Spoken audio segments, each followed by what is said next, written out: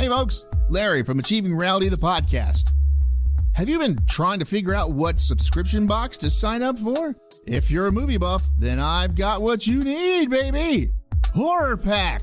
For just $19.99 each month, you'll get 3 DVDs and an exclusive. Or you can spend $24.99 and snag 3 Blu-rays and an exclusive each month. Just go to horrorpack.com and pick your plan. Now, you've been told what to do, so go do it. horrorpack.com.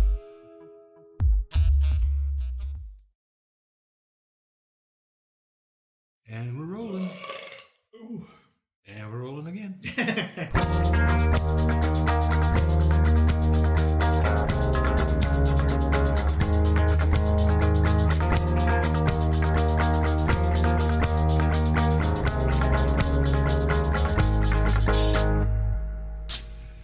Alrighty, here we are again. It's time for another Achieving Reality, the podcast. This week we teach you things that I guess would go under the category of illegally legal? Or legally illegal? I don't know. Something stupid like that. We're going to teach you how to play dice. And I don't mean Dungeons and Dragons and things like that, though we do mention Farkle and Liar's Dice. But yeah, we teach you how to play street craps. Yay!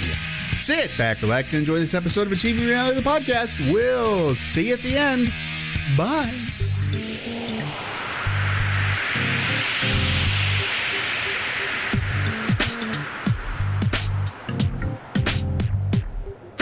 So we're going to learn something new today. Alrighty. You want to know what we're going to learn? You'll tell me. Well, I might not. Well, you're not saying yes, so I'm not. I didn't say nothing. I mean, 5 minutes of just silence and room noise. Lots of room noise. Or we'll just be clipping the whole time. I've over-filtered it. We're going to learn how to shoot dice. Bang. No. Wow, that was easy. Dice games. Kind of hard to hit, though. They're small. Unless you get those really ridiculous giant foam dice or something. Actually, got like a little rubber band powered gun. Put the dice in. When you pull the rubber band back, you put the dice in. Shoot dice. That would get really dangerous. You can sell a few hundred of those. At a really grumpy group of D&Ders. Yeah. Well, this thing's been going on forever. That was a 100-sided die, man. If we make them just big enough, like fit a 20-sider. Yeah. Then you can't put a 100-sider in there. Even Actually, I think I'd rather get shot with a 100-sider than a 20-sider. Yeah, especially if it's one of those metal 20-siders. It embed itself in your forehead. Dice games are criminally unappreciated. Shooting dice, also known as street craps, is what are we in California? Is a slightly simplified version of traditional casino craps and is a classic hustle. You can also learn to play Mexican drinking dice, Farkle. Mexican drinking dice? Don't ask me. They look like the jumping beans? No. Farkle and other games that only require you to know a few rules and get a few dice in a cup. Yahtzee. Yay! Next time you're looking for something to do, dump a board game and keep the dice. It's just a concept we can come up with. Yahtzee Rock. I think I have a few of those albums in my mystery box. Probably do. 1. Learning. 5 old guys sing stuff. 1. Learning the rules. Learn the basics. Regular street craps is played with 2 dice, which are used by a single player in each game, though the game can be played by any number of onlookers. Basically, people betting on if you're going to crap out or not. Can we just add "ew" to the end of every sentence? So? Ew? Yeah. Gonna crap out. Ew. There you go. I'll just fix it in post. Players will first roll the dice to determine who will roll for that particular game, and then all the participants How do we figure out who's going to roll first to see who goes first? Yeah, there you go. Will place bets on whether or not the person rolling will pass on the first roll by rolling a 7 or 11, or crap out by rolling a 2, a tree, or a 12. Boxcars. If one of those values is reached on the first roll, the game is over and the bets are distributed accordingly. The player shooting the dice is first to bet, and the other players must at least match his bet before the game can continue. The bet cannot be matched. The shooter can either lower the bet to accommodate other players or handicap the odds. Once the shooter's bets have been matched, the players may place side bets. I can literally download these rules. 2. If the shooter neither passes nor craps out on the first roll, then the number rolled becomes the point.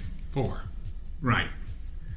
Now, the only two values that matter on the roll are that point value. So a 3 and a 1, a 2 and a 2, 1 and a 3. 4 and the 1 goes off the table. You'd have to re-roll that. And if you're doing street craps, you're rolling them in the street. There's no table. That's uncivilized. Bring at least a piece of cardboard. The player must continue rolling until either the point or 7 is reached. All bets that the shooter would pass are now bets that the shooter will re-roll the value of the point before rolling a 7. And all bets to the contrary are bets that 7 will be rolled first. If the game goes to point, so they get a 4 right away, as soon as the shooter rolls the 4 or 7, the game is over and the bets are awarded. Learn the lingo. Oh, goody. Vocabulary. The shooter is the player who rolls the dice and will be a different player each game. The come out is the initial roll, or somebody finally saying what they are. He's a shooter. Or he's the shooter! To pass... Gonna get us banned from YouTube. I don't care. To pass is to roll a 7 or 11 on the come out. To crap is to roll a 2, 3, or 12 on the come out. The point is any value between 4 and 10 and rolled on the come out. To 7 out is to roll a 7 before even rolling the point. So you come out and you roll the first time and you roll a 7 and that's it. You're done. Let's see. Learn the difference between street and casino craps. Ew. The dress code. Not so much anymore. In casino craps, obviously, the biggest difference is you have an elaborate table on which to place bets, as well as a banker-controlled money, and James Bond lookalikes are wandering around ordering elaborate drinks. That was funny. Margarita, shaken, not stirred. Oh, nice. Frozen, please. Frozen. In street craps... Frozen, then shaken. Yeah. Tinga, tinga, tinga, tinga, tinga, tinga, tinga, tinga, tinga, tinga, tinga, tinga, tinga. This guy's an idiot. Basically, all the mix is frozen into a block of ice with alcohol poured on top of it. Yes, I know. I can drink a dozen of these. The betting is less formalized, and you're probably rolling dice against a brick wall, though the principles of the game are basically the same. Because no one's watching the action, make sure that the piles stay even throughout the game, and the tokens or money are evenly distributed fairly. Tempers can flare if you don't take the game seriously, and keep it clean. Keep what clean? It's just what it's... Keep the game clean, so don't use fake dice. Loaded dice. Yeah, because that gets killed. In Vegas and on the street. Especially on the street in Vegas. So if you had a street craps game going on the strip in Vegas, somebody'd come out and stop you, right? Well, the cop, the mafia, or the gaming commission. But it matters. The mafia wouldn't do it because they're going to understand that you don't have the money to be in their casino anyway, and they don't want you in there sinking up the joint. Yeah, but they're going to tell you to go do it by somebody else's casino. Yeah. If you're doing it by, and it doesn't exist anymore, but if you're doing it by the Riviera, they're going to tell you to move across the street to the Circus Circus. And Circus Circus will just invite you in. We got a $1 bet, $1 room you can rent too if you win. If you win. If you win. So if you win the dollar, you can spend that dollar on a room. If you don't, and you don't win, it's a $4 room. Understand the legal issues. Unregulated gambling, like street craps, is illegal in every state in the United States and many other places. There's nothing wrong with playing for fun, and it's unlikely anyone would hash you or a low-stakes penny game among friends, but it's important to know that gambling for money outside of a licensed and regulated casino is always illegal and deadly. That seems like truth or dare should be illegal. Why? This is a form of gambling. Not really. If you do a dare, it's usually you don't do it. You you have to drink. If you do a truth and you lie, you have to drink. If you do a truth and you tell the truth, you just move to the next person. You do a truth and you lie. How are they going to know? Because you're going to start giggling or something. I mean, that's the whole point. You're already a couple of glasses in by the time you start playing truth or dare. Or high. Well, then you giggle at everything. You tell them the truth, you giggle. Well, it matters what kind of high you are. I overanalyze everything. So. Don't ask Larry a truth question. He's going to be talking for hours. Well, you got to understand, this wasn't a regular car. This was a Fit. And it had one of those things on it, that, you know, the things with the... And the hinges squeaked. It was... Let me explain this to you. Oh, no, go to someone else. Fine. They all drink. Next. Larry, you have to pick someone. No, you don't understand. Okay, well, you're out. Oh. But I didn't finish playing. Playing the game. Start the game by anteing up. Oh. Like in most card games, if you want to play, you got to ante up by throwing a predetermined value, usually small, into the pot. Cling. This will happen before you decide on the shooter and before you place any bets. What you're paying for is basically the right to be considered for shooting. Ow.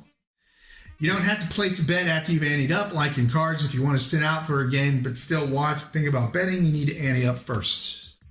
Roll to see who the shooter is. All players who anteed will roll to determine the shooter. Whoever rolls the highest number shoots. Different games may have different rules. You could also roll until someone reaches 7 or whatever predetermined way of choosing you desire. Point is, you must pick a shooter randomly. That guy with the hair. We're going to sit on this statue and the first guy gets shit on by a pigeon. Well, he goes home and cleans up and then he'll come back and be a shooter. This isn't New York. Place your initial pass, or no, because they would be playing. You'd have to buy into their game. All right. Hold on. If the pigeon goes first. Play your initial pass or no pass bets. Once the shooter is selected, the shooter will be first. The amount of the bet will either pass or crap, though in some cases it's... Is that the same thing? No. Oh. Huh? I'm sorry. Ew. The man of 1,000 poop jokes, and he misses that one.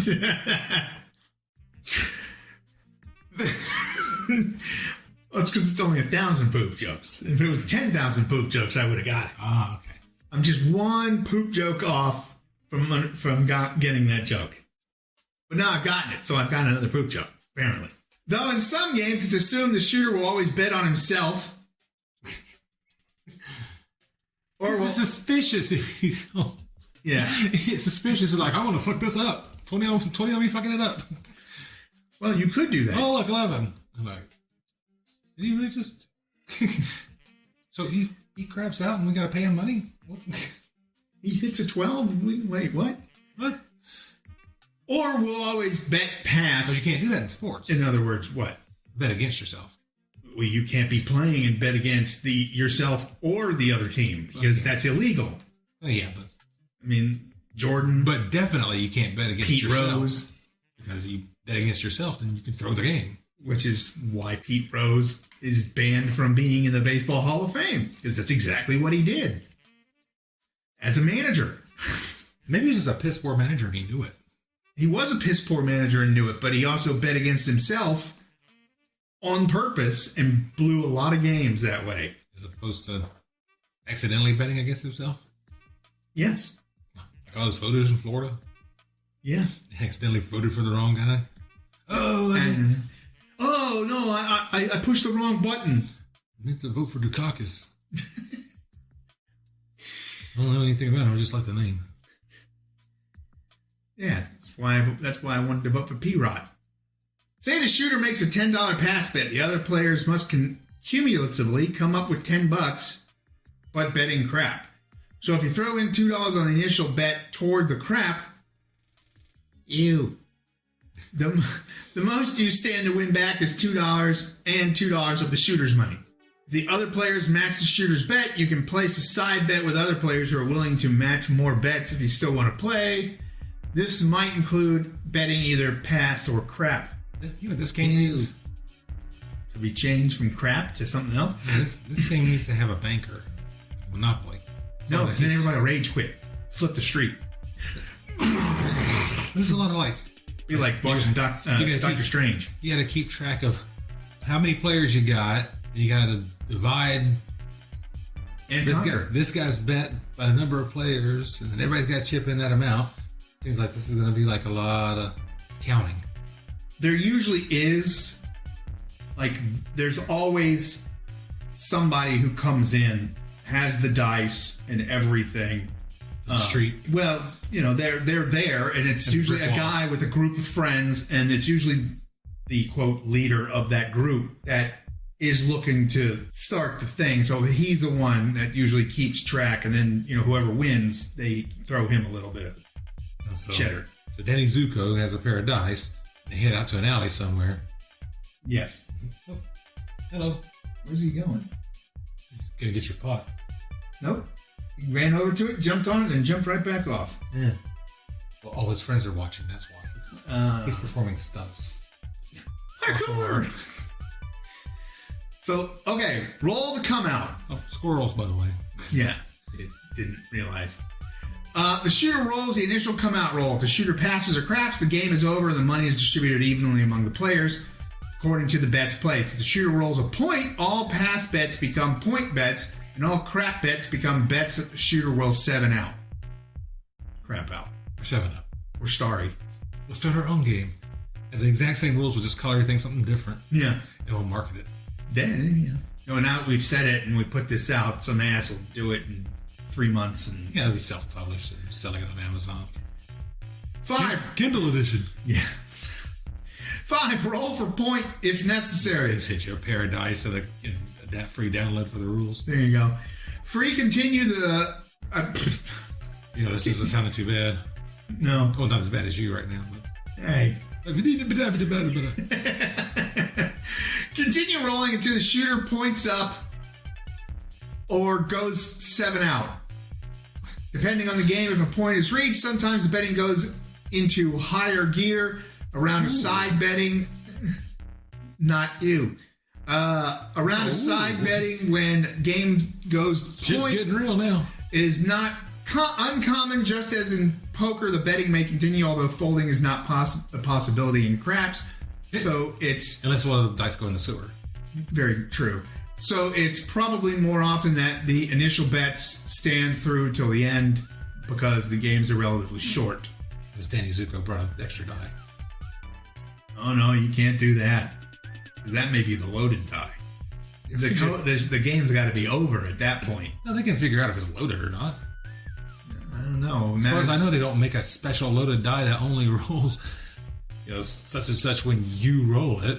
Well, no, yeah, right. Although there's probably some guy working on it now. Will be. Yeah, well, you gotta you touch it like this, and it becomes loaded, and then you take your finger off there, it's regular again. It's great. See, right, with the technology we have now, they weren't loaded when you roll them. Let's get statistical. Do we have to? I might skip this one. It says learning strategy. Oh, the strategy. Roll the dice. 7 is the most likely roll on any particular shot. There's a 17% chance of rolling a 7 each time. Because there are a total of 6 ways to get that value between the 2 dice, out of 36 possible value combinations between the 2, the probability of rolling other values makes a pyramid. 6 and 8 are the next most likely rolls, with 5 different ways to get those, making them 14% likely, and so on and so on. Yeah, Basically counting cards, but on dice. That's true. I mean, for just to pull a number out of the air, 4. I got like 2 ways of getting that. Yep. Let's show that third die. Or the loaded. You could roll 1, 1, 2. Use statistics to best know how to place the bets. Say you're in a game, you've betted crap. Betted? Betted. And the shooter rolls a 4. You betted craps. You.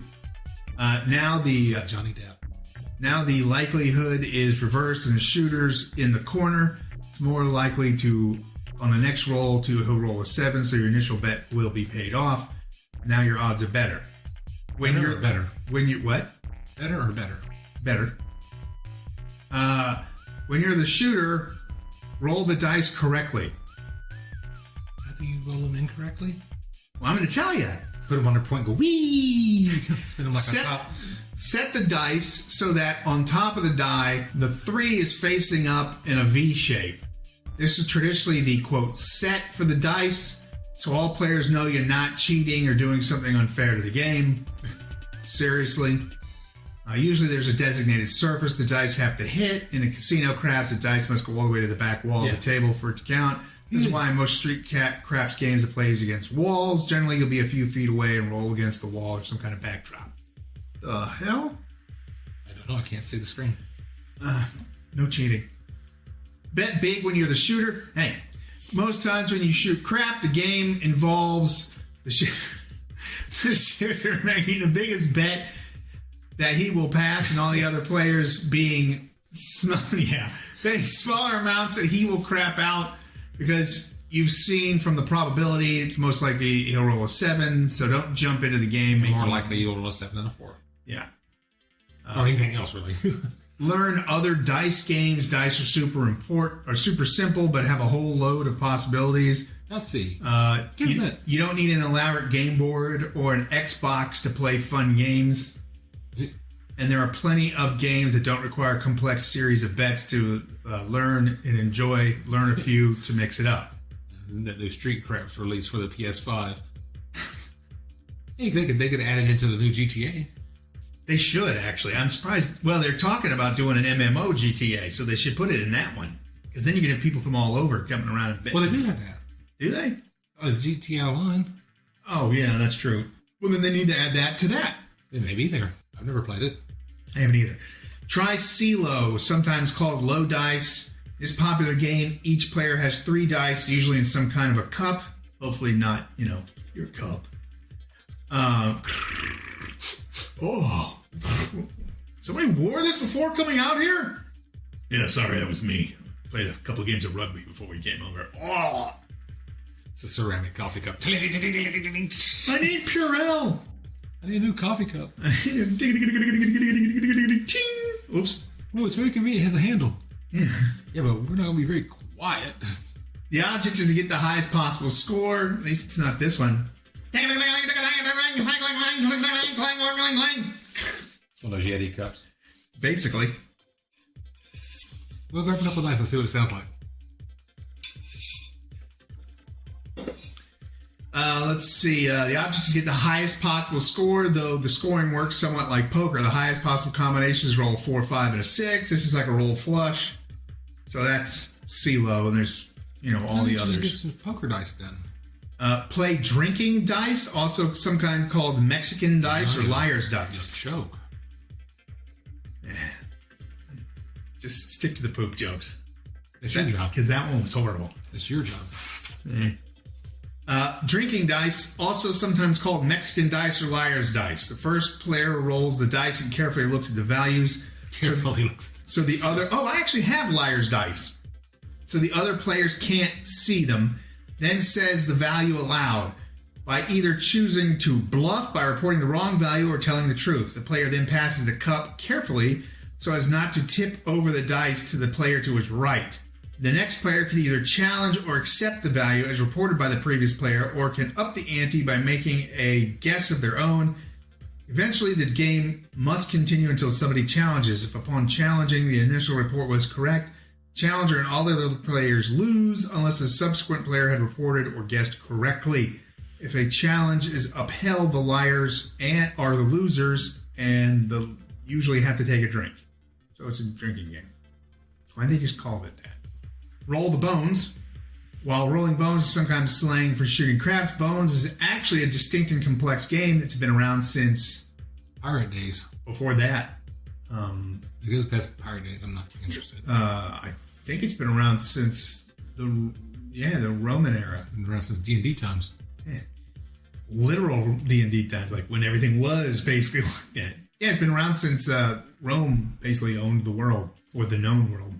It's also called Hot Dice or Farkle, though each game has a somewhat distinct scoring system in place. I think I have a Farkle box somewhere too. It's played with 5 or 6 dice in a cup passed between the players. The goal is to accumulate the most points in the round, or to accumulate the most points over a given number of rounds. So you just keep rolling, and you can keep your dice. So, kind of like Yahtzee. You roll 3 6s, you keep those, and you roll 2 more 6s, and no one can get any higher than that. So you win. No. There should be a rule that if somebody rolls the 5 6s in one roll, it trumps your 5 6s in 2 rolls. Actually, it'd be a good addition to the game. Player continues rolling until he's kept all the dice or has rolled something that can't be continued, like a 2, 4, and a 4 on subsequent rolls. You can improve previous 3s of a kind that you've kept. You say you rolled 3 3s on your first roll and returned the other 3 dice back to the cup. If you rolled a 3 on your subsequent roll, the value of your 3 of a kind would be doubled. Something like that. So you get guys, how many times you roll? Until you have the highest points. You have to have up to 50 points or something. I know. I mean, for the one hand. 6 dice at one time. Yeah. 5 or 6 dice. Then you can keep some and then roll again. Right. How many times can you roll again? It doesn't actually say. That would be up to the actual game you're playing. So if you're playing Farkle, it would be up to that. A lot more strategic if you like, I get the die and I roll the 5 dice. Okay, I want to keep these 3 5s, and I'll roll the other 2 dice again. But before I do, it goes to the next person and they get to do their first roll. So if this person gets like 3 6s, when it comes back to me, I can just throw those 5s back in there or keep the 5s. And but you'd have to have I get more. You'd have to have a shit ton of dice for that.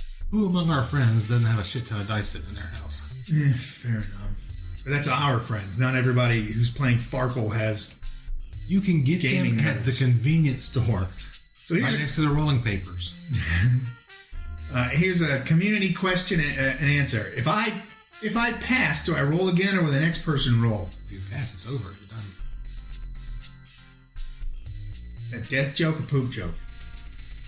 And you think about the poop joke, it's like 3 jokes. What's the second joke? If you pass your turn, and it goes to the next person. Oh, yeah. No, you roll until you lose. If you crap out by rolling a 2, a 3, or a 12, you lose the bet. But if you keep the dice, and roll again. Can I not hit the sides with my throw? It's up to you and whoever you're playing with, but usually you throw it against the side of something. What about Snake Eyes? Snake Eyes are 2 1s, making it a 2, so you lose. Your turn is over, and you don't win any bets, so you pass the dice.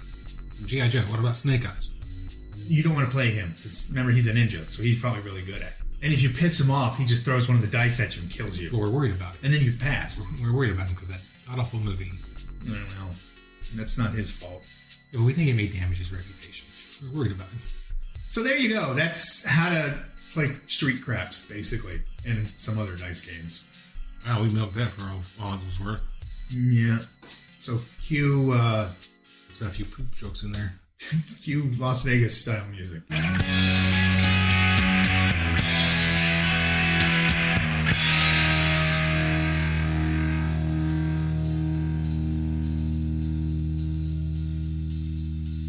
And there you have it. Now you know something you probably shouldn't know.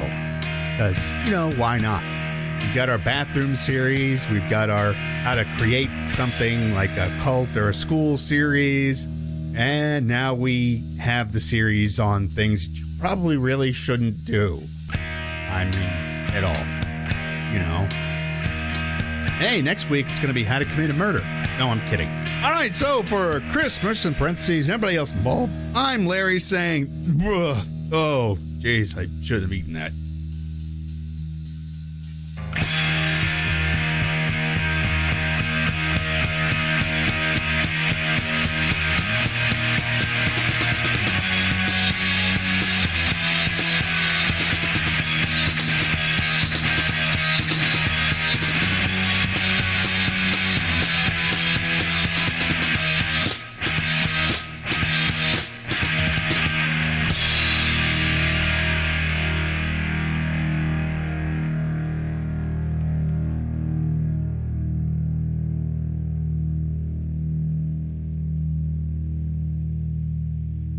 That's uncivilized.